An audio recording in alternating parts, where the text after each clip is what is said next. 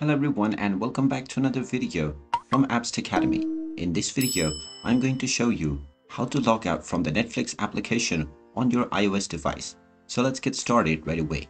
Now, if you have forgotten to log out from your Netflix application on someone else's device, then you will need to do this right away in order to prevent someone else from using your account.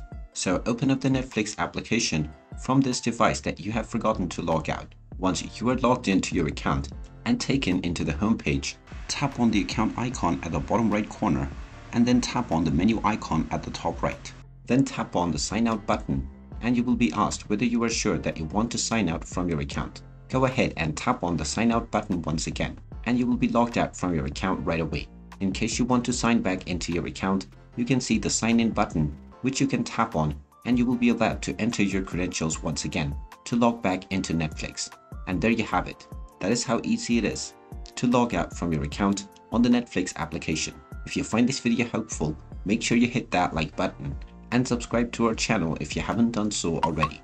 Also ring that notification bell to never miss another update from us. Thank you for watching and I will see you again in the next video.